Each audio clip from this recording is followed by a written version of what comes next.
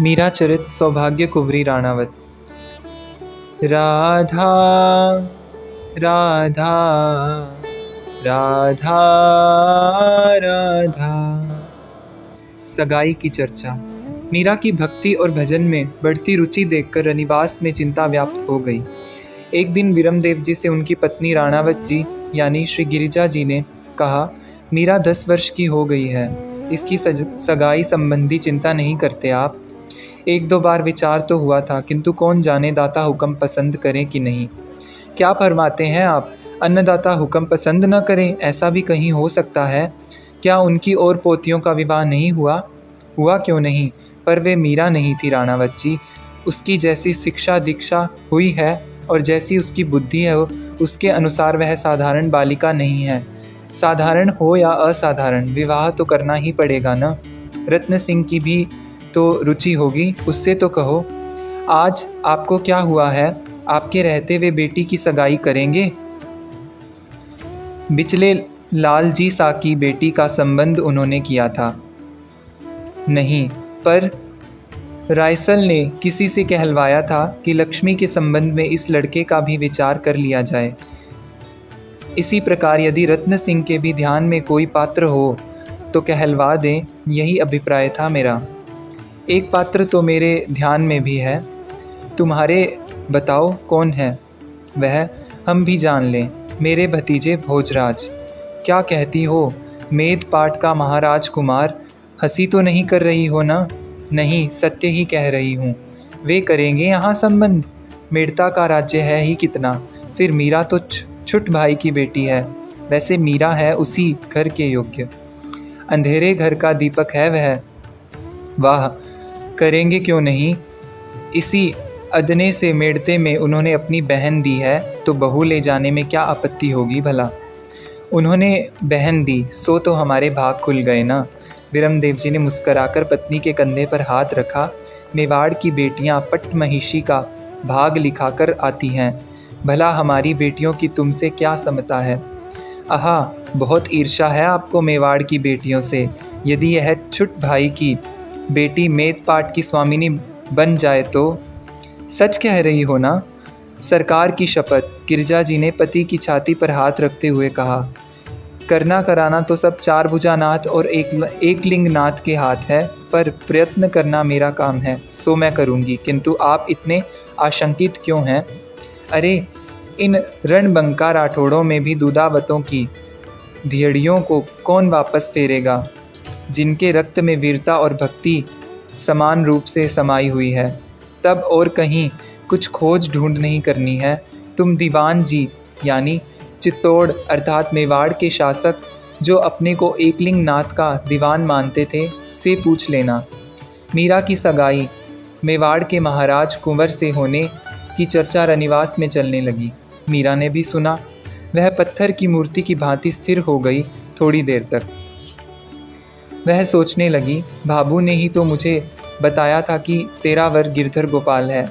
आज उन्हीं भाभू के हृदय में मेवाड़ के महाराज कुमार के नाम से जब हरख यानी हर्ष समा नहीं रहा है, तब और किससे पूछूं।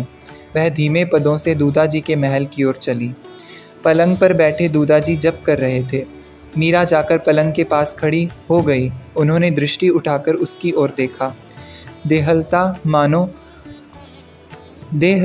मानो रूप के भार से दबकर कस मसा रही हो। सांचे में ढली मूर्ति अथवा कि लक्ष्मी ही बालिका का रूप धर करके खड़ी हो। नहीं, दबने से लता कुम्हला जाती है। मूर्ति में प्राण नहीं होते और लक्ष्मी में स्थिरता नहीं रहती। यह तो यही है। एकाएक वे मन ही मन चौंक गए। क्या बात है, आज मीरा प्रसन्न नहीं दिखाई देती। सदा की भांति उछल करके पलंग पर नहीं चढ़ गई। उन्होंने माला के सुमेरु को आंखों से लगाकर गोमुखी से हाथ बाहर निकाला। क्या बात है बेटा, कुछ कहना है तो कहो। बाबूसा, हाँ कहो। उन्होंने स्नेह से उसके सिर पर हाथ रखा। एक बेटी के कितने बींद होते हैं? दूधा जी हंस पड़े। क्यों पूछती हो बेटी? वैसे एक बेटी के एक ही बींद होता है। एक बींद की बहुत सी बीननियाँ तो हो सकती है, जैसे तेरे 4 बड़ी माँ हैं, किंतु किसी भी तरह एक कन्या के एक से अधिक वर नहीं होते। किसी भी तरह एक से अधिक नहीं हो सकते। मीरा ने थोड़ा सोचकर फिर पूछा, बात क्या है बेटा? ऐसा नहीं होता, वह पाप है। तू अभी समझती नहीं, किंतु नारी के ऊपर रक्त की शुद्धता का भार है। पितरों को तारने का उत्तरदायित्व नारी का है। क्यों पूछ रही है, यह तो बता। बाबूसा, एक बार बारात को देखकर मैंने बाबू से पूछा था कि मेरा बींद कौन है। उन्होंने फरमाया था कि तेरा बींद गिरधर गोपाल है। आज उसने अपने दोनों हाथों से मुंह ढांप लिया और हिलकियों के मध्य बात पूरी की। आज भीतर सब मुझे मेवाड़ के राजकुंवर को ब्याहने की बात कर रहे हैं। दूधाजी ने पोती को छाती से लगा लिया। तूने बाबू से पूछा नहीं? पूछा, वे तो कहती हैं कि वह तो तुझे बहलाने के लिए कहा था। पीतल की मूरत भी भला किसी का पति होती है? अरे बड़ी माँ के पैर पूज, यदि मेवाड़ की राजरानी बन गई तो भाग्य खुल गया समझ। आप ही बताइए बाबू साहब, वे क्या केवल पीतल की मूरत है? संत ने कहा था कि ये प्रतीक हैं। प्रतीक वैसे ही तो नहीं बन जाता है, कोई हो तभी तो उसका प्रतीक बनाया जा सकता है। जैसे आपका चित्र कागज़ भले ही हो, पर उसे कोई भी देखते ही कह देगा कि ये दूधाजी राठौड़ हैं। आप हैं तभी तो आपका चित्र बना है। यदि गिरधर नहीं तो फिर प्रतीक कैसे? बाबू कहती है, भगवान को किसने देखा है? कहाँ है? कैसे हैं? वे कहीं हों, कैसे भी हों, पर है तभी न मूरत बनी है, चित्र बनते हैं। ये शास्त्र संत सब क्या झूठे हैं? इतनी बड़ी उम्र में आप क्यों राज्य का भार बड़े कुंवर साहब पर छोड़कर माला फेरते हैं? क्यों मंदिर पधारते हैं? क्यों सत्संग करते हैं? क्यों लोग अपने प्रिय जनों को छोड़कर उनको पाने के लिए साधु हो जाते हैं? राव दूधाजी अपनी 10 वर्ष की पोत्री की बातें सुनकर चकित रह गए। उनसे कुछ क्षण बोला न गया। आप कुछ तो कहिए बाबू साहब, मेरा जी घबराता है। किससे पूछूं यह सब? बाबू ने क्यों पहले ऐसी बात कही और अब क्यों उस पर पानी फेर रही है? जो नहीं हो सकता उसका क्या उपाय? अब मैं क्या करूं? अच्छा बाबू साहब, आप ही बताइए, क्या तीनों लोगों के धनी यानी स्वामी से भी मेवाड़ का राजकुंवर बड़ा है? और यदि है तो होने दो, मुझे नहीं चाहिए। तू रो मत बेटा, धैर्य धर। उन्होंने दुपट्टे के छोर से मीरा का मुंह पोंछा। तू चिंता मत कर, मैं सभी से कह दूंगा कि मेरे जीते जी मीरा का विवाह नहीं होगा। तेरा वर गिरधर गोपाल है और वही रहेंगे। किंतु मेरी लाडली, मैं बूढ़ा हूँ, कै दिन का मेहमान। मेरे मरने के पश्चात भी यदि ये लोग तेरा ब्याह कर दें तो तू घबराना मत। सच्चा पति तो मन का ही होता है।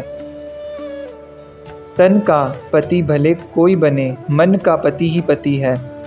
गिरधर तो प्राणी मात्र का धनी है, अंतर्यामी है वह। मन की बात उससे छिपी तो नहीं है। बेटा तू निश्चिंत रह। सच फरमा रहे हैं बाबू साहब, सर्व सांची बेटा। तो फिर मुझे तन का पति नहीं चाहिए, मन का पति ही पर्याप्त है। दूधाजी से आश्वासन पाकर मीरा के मन को राहत मिली। जय श्री मीरा, जय श्री गिरधर। राधा राधा राधा राधा, जय जय श्री राधे।